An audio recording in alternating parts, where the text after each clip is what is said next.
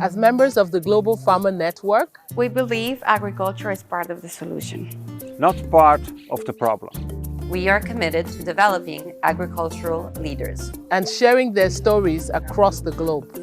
We have one purpose: to amplify the farmer's voice. My voice. Mi voz. La mia voce. My voice.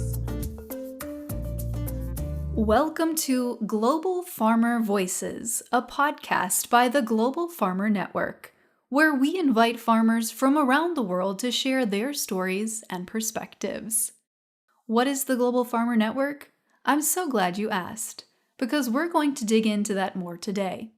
Global Farmer Network was created at the end of 1999 and has taken on many changes since then, but today the organization focuses on connecting and amplifying farmers' voices worldwide.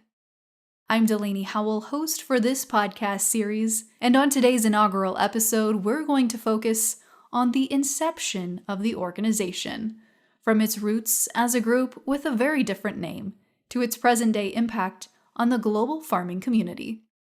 In 1999, end of November, early December, the World Trade Organization was scheduled to meet in Seattle, Washington, in the United States. But it was an extremely important meeting. That's Mary Boote, the CEO and one of the original founders of the Global Farmer Network, sharing what the geopolitical climate was like at the time when Global Farmer Network was formed. The world was coming to talk about a rules-based trading system, something that the United States has been in favor of for many, many years. And living in and working in landlocked Iowa, which is very productive agriculturally, the importance of trade and market access was very clear. It was during that meeting, which now has become known as the Battle of Seattle, where extensive riots, but it was clear very early on that these riots weren't just happenstance. They were well planned. They appeared to be well financed. The topics that people were rioting, and I use the term riot very purposefully.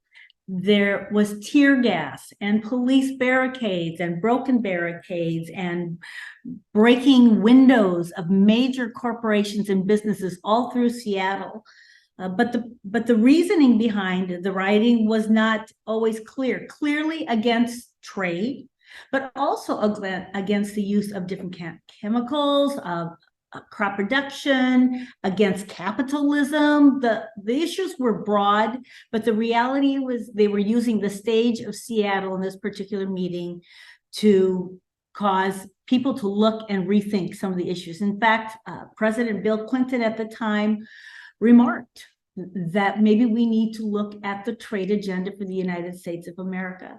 And for Iowa farmers, for people in agriculture in generally, that was great concern, not just about what happened, but how it was being reported across the United States and internationally.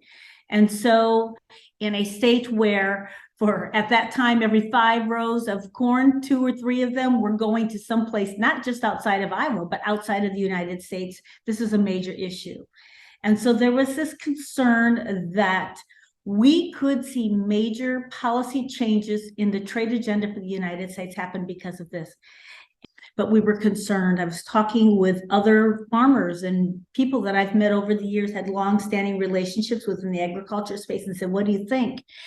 And one of those gentlemen who ended up becoming one of the original 5 farmers who joined me in starting what is now the Global Farmer Network said, we need a place where we can take up every other hat that we wear as a commodity producer, as a general farm organization member, as someone who's involved in all these spaces, and as a farmer, and say, as a farmer, this is why trade is important to me, to my farm, to our region.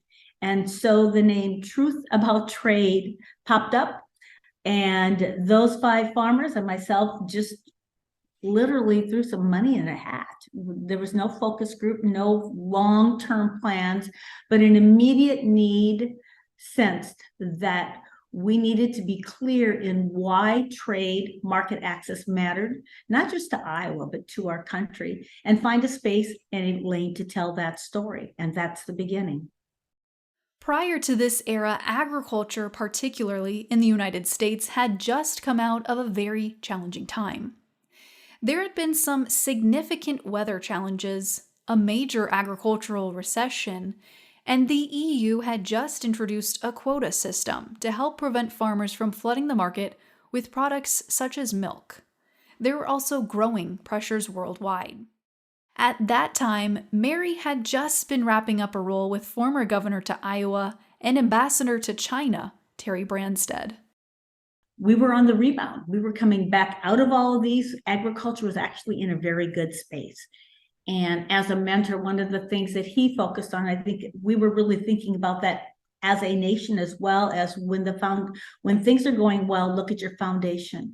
And agriculture was in a good space, but there was increased interest in value-added agriculture, not just growing and selling commodities, but adding value to them at all. The world itself was economically was growing.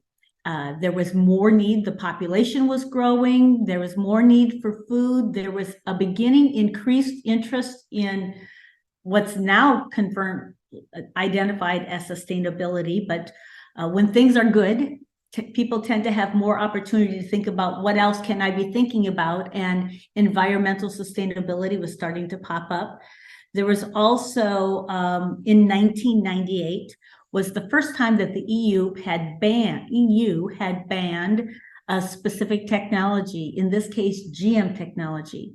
One GM crop had been approved. It was a corn by Monsanto. Nothing else was being approved, and they had put a ban on it. And so for the first time, one of the first times, technology was being used as a non-tariff barrier to trade, or that free flow of products and crops going across borders. And so there's a lot of things on people's minds, and it's like all these things that were underneath the current were kind of coalescing in Seattle, and people were noticing that from around the world. Actually, it really became this phenomena, and sitting again in the central United States in a culture that's really focused on agriculture production and doing it well, there was major concern, not only about the trade space, but about the technology space, a lot of things just coalescing together.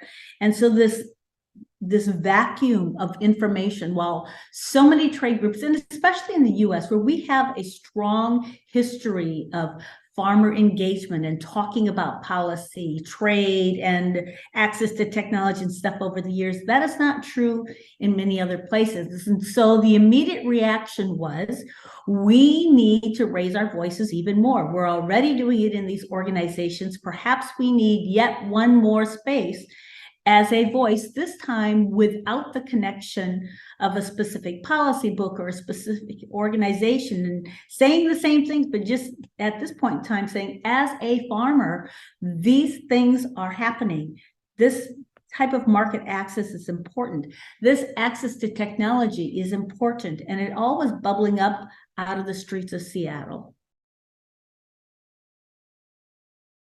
Did you catch what Mary just shared there? An immediate reaction by Mary and a group of 5 other Iowa farmers was, we need to raise our voices even more. So Reg Clause, Craig Lang, Bill Northey, Bill Horn, Tim Burak, and Mary Boote set out to create what was then known as the Truth About Trade. What coalesced is probably me coming out of my time in Governor Branstad's office in that policy space, because I had been working with each one of these 5 gentlemen. So when we started having these offline conversations, if you will, about, are you watching what's happening? What do you think? It was just virtually reaching out to people you already knew. Those 5 were Reg Clause, who was then very involved in the Cattlemen's Association; Craig Lang, who was at that time vice president of the Iowa Farm Bureau; Bill Northey, who was had just come off president of the National Corn Growers Association; Bill Horn, very involved in Farm Bureau and corn growers; Tim Burak, also another Iowa farmer, very involved with pork producers, Farm Bureau, corn growers, and U.S. grain. And so there was not a significant planned let's go. It's like reaching out to your friends and saying, are you seeing what I'm seeing? What do you think? Should we band together? And again, no master plan, no focus group, no long-term vision, but a real sense, a shared sense of an immediate need and an immediate opportunity. I don't want to put so much on the need because that was clearly there, but there was also this sense, and I think a lot of that comes back from the history that we all had working within organizations that supported amplifying a farmer's voice. Speaking up, being part of a team, and talking about your personal expertise coming from your own individual farming operation and all the other things that you were doing, and why this decision or these policies being decided, or in this case in Seattle, re-looking at U.S. trade agenda, how that was going to impact you as an individual farmer. So we pulled on our own backgrounds, coalesced together, and started what was then called Truth About Trade. After the break, we're joined by one of those 6 founding members and current chairman of the Global Farmer Network, Reg Clause.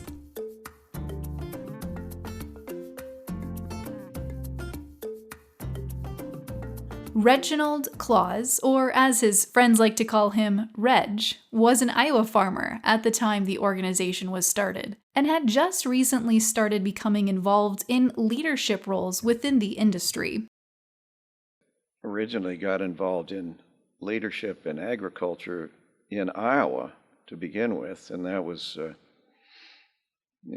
someone notices and says, we need you in this leadership role. Would you please run to be on this board or something? And in my family, I was always spurred by the community engagement that my father and my grandfather were, and so as part of being an example. But it was because of those things that I was noticed as a part of Iowa agriculture leadership. And Mary Boote and Dean Kleckner at the time, who was American Farm Bureau president, he'd been involved in the WTO talks, Uruguay around, and all of those things. And there was a big protest that happened in Seattle that got pretty ugly, actually, and it was protesting the whole WTO concept and global trade, and very ideologically driven, and so the approach was that we need advocacy in regard to these things so that people can better understand what's happening, and that it's not about us proselytizing as much as just balancing the conversation. And so that was sort of the beginnings, and then concurrent with that was the GMO conversation, which was, very divisive and a lot of unknowns in that area. So we became an advocacy group purely around those 2 focuses, the technology, access, and trade. In 2006, the truth about trade and technology was beginning to expand globally, and soon became connected to the World Food Prize, an important annual event held in Iowa around World Food Day, organized by Dr. Norman Borlaug. Although this event focused at the time on global food production and security, it was unfortunately rare that farmers were involved in the discussion. Mary and Dean brought their concern to the attention of the CEO and then president of the World Food Prize Foundation, Ambassador Ken Quinn, and while he acknowledged it was a problem, it would require some additional help outside of the World Food Prize. And so Mary and Dean took it upon themselves to start recruiting farmers.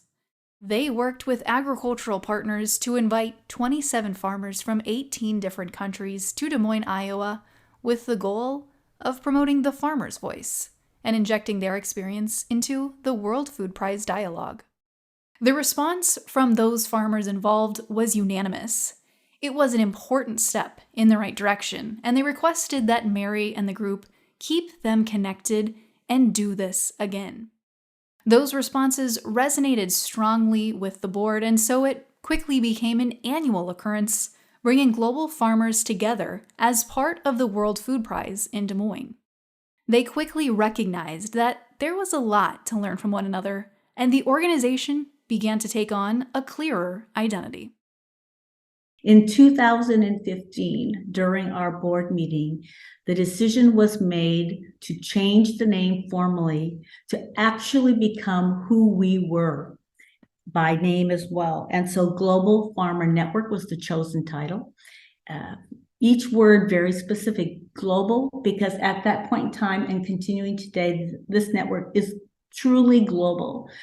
As of today, 249 farmers from 64 different countries, as opposed to first Iowa, then US, then adding those first 27 farmers in 2006.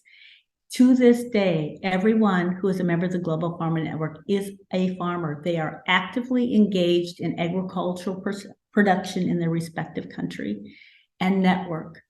We took the advice of that first group very seriously. Keep us connected. And the network does that. These farmers are connected not just by name and by occupation, but also in as many ways as we can to share information.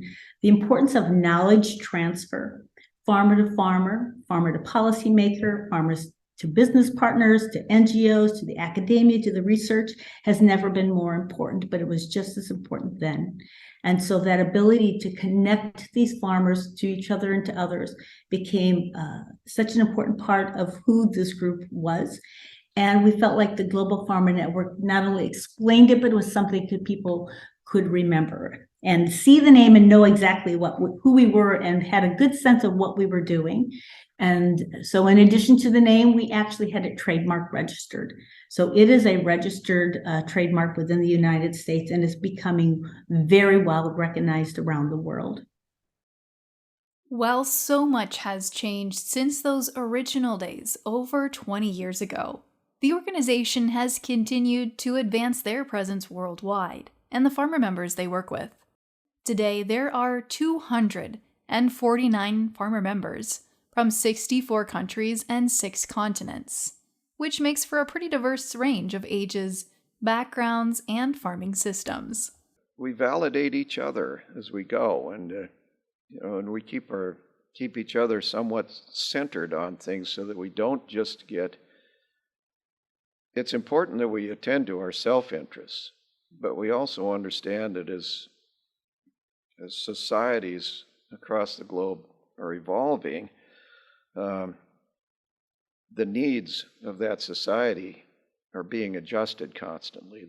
The desires, the wants, the expectations, relative to environment or what's considered to be safe food or the proper way to raise livestock, all of these questions, the answers to those are out there somewhere, and we have to be part of that big conversation and respectful of points of view.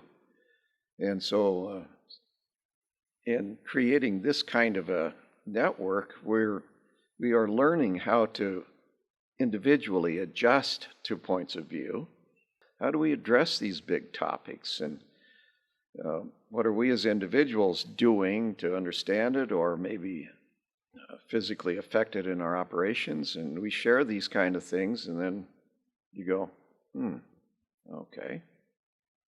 And what it does, it stops out your personal argument with a change.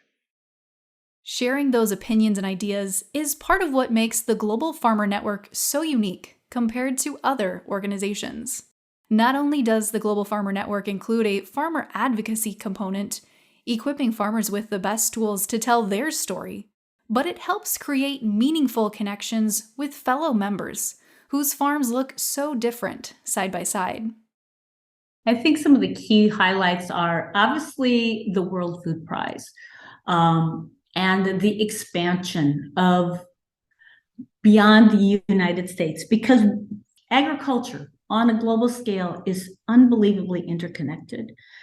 And having the opportunity to put farmers together in the same room, to learn, to share, to hear stories has just been stunning. But I will say that one of my favorite recollections is actually having Dr. Borlaug stop in and visit these farmers each year, beginning in 2006 until the year that he passed away. He never missed an opportunity to meet with the farmers who were in this building because he understood in such a real space and in a very down-to-earth way that, in fact, his last words are so famous: take it to the farmer. We can talk about trade, we can talk about technology access, we can hear the best and the most important research that's being done in everyone's face, but it is, if these things are not gotten into the hands of the people who are actually producing the food that we all depend on, it really doesn't matter. He understood that, he preached that, but more importantly, he exemplified that. And so I have great memories of just standing along the wall and watching this interaction of this Nobel Peace Prize winner, asking questions, not just because that's the thing to do or expecting to have all the questions asked of him. It was clearly a back and forth conversation, and it happened every year. And it was just stunning to watch. And I think it's also that interaction was, if I was honest, was very fundamental to how the Global Farmer Network response and what we do with the farmers ourselves. We provide platforms for them to ask questions, to share knowledge, to transfer knowledge from one to each other. I think another highlight, once again, that happened at the World Food Prize was two farmers, Edgar Ramirez from Argentina, just by happenstance, placed next to a place card for Patience Kaku, a farmer from Nigeria. And we're in a moderated roundtable discussion, and Pedro, who's a member of APRASEED, which is the Argentinian No-Till Farmers Association, is talking about a strategy that they're using to deal with drought and basically not only water quality, but water sustainability, but also protecting the soil and building soil health. And he's using this word no-till. And Patience is a woman who's so focused on learning, and I just remember her physically turning her body and saying, "What is this no-till you're talking about?" And he goes on to explain the strategies behind no-till, not just the equipment used and the basics, but literally the whole strategy, this process of building soil health and how they did it. And she looked at him and said, "Why do we not have this in Nigeria? This would be so helpful." And that simple conversation has evolved into what is now an MOU between the government of Nigeria and APRASEED in Argentina, with a program totally focused on transferring the knowledge of no-till strategies to smallholder farmers in Nigeria. It's moments like this where you just sit back and just realize that you are just part of something so much bigger than yourself, and the understanding that we have a lot to learn from each other. And it is not just developed world sharing things with developing world. In fact, many times I would say it's the opposite.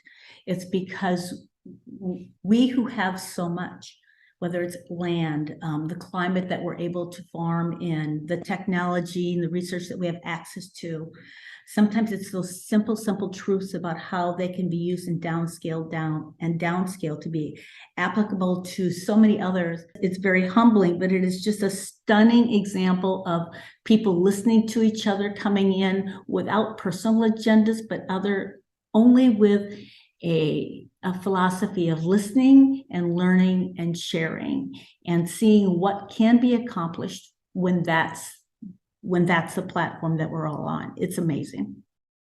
As the Global Farmer Network continues to recruit new members and hold regular farmer roundtable trainings, the future of the Global Farmer Network is bright. What does it look like? Well, no one knows for sure. But with leaders like Reg Clause and Mary Boote at the helm, a strategic plan for the organization is within sight. We've been working on a strategic roadmap that includes that question, of course, and these are complicated things to put together, and because of what we're trying to provide.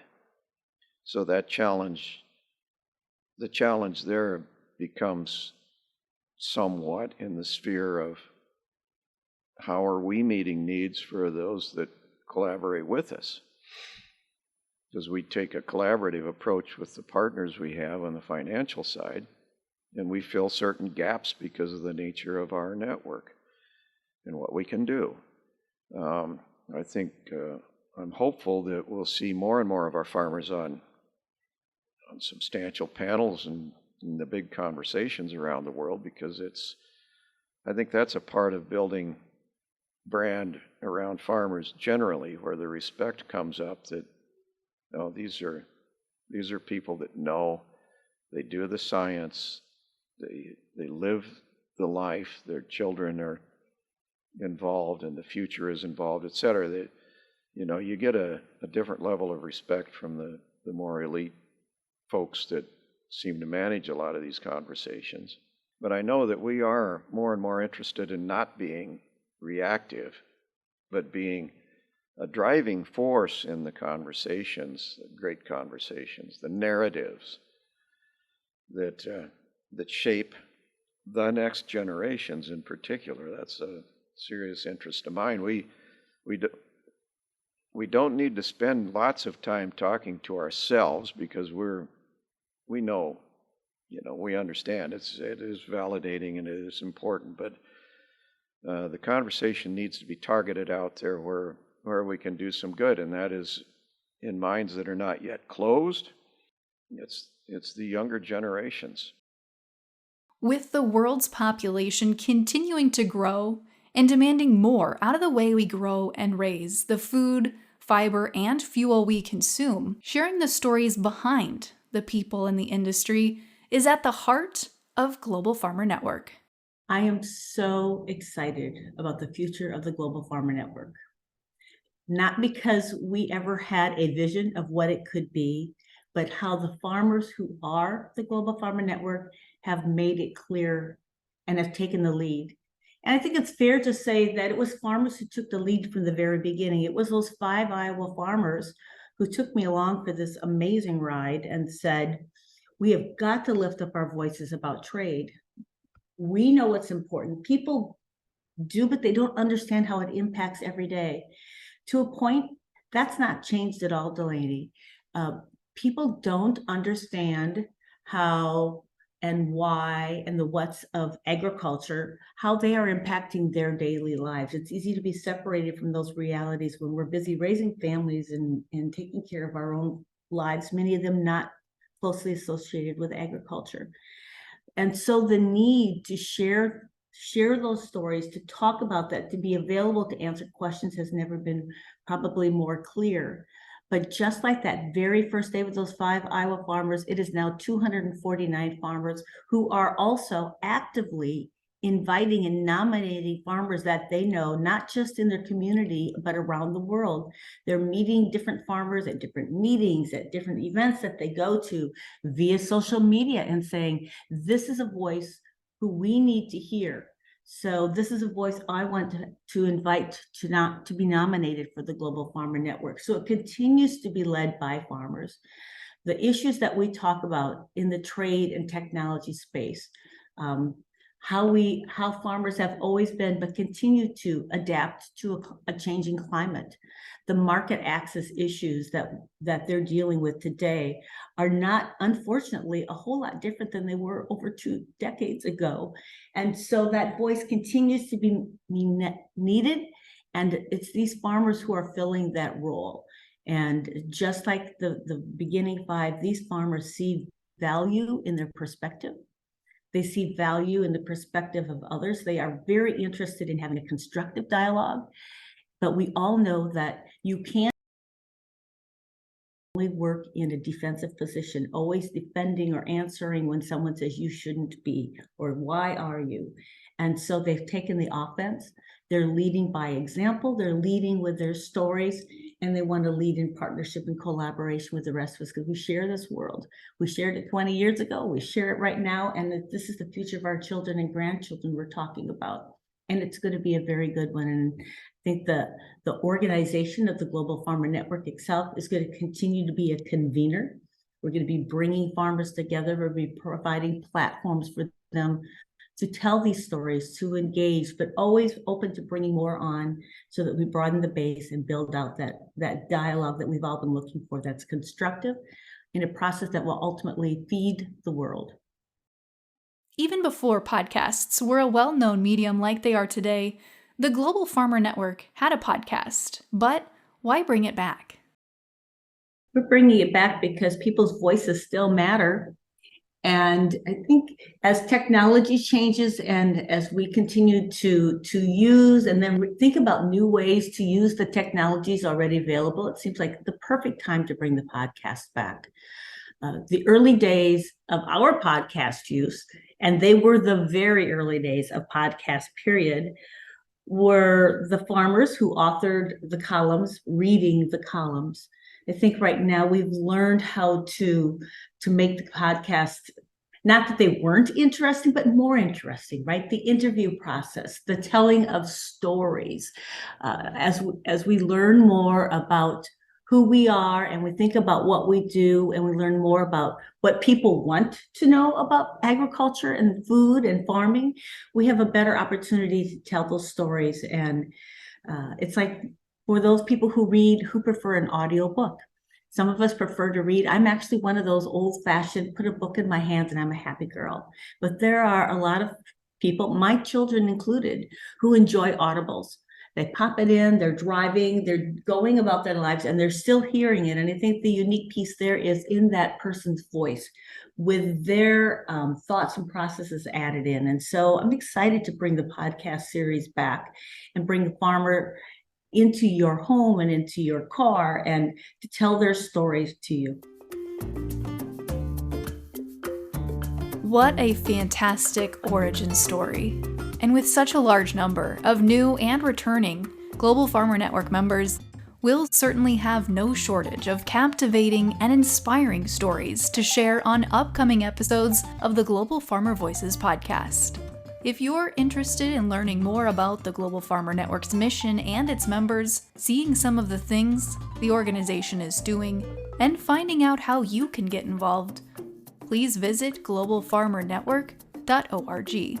And if you'd like to support the Global Farmer Network through a donation, you can do so at globalfarmernetwork.com/donate. If you enjoyed the podcast today, be sure to subscribe and follow the Global Farmer Network on social media: Facebook, Twitter, Instagram, LinkedIn, TikTok, and YouTube.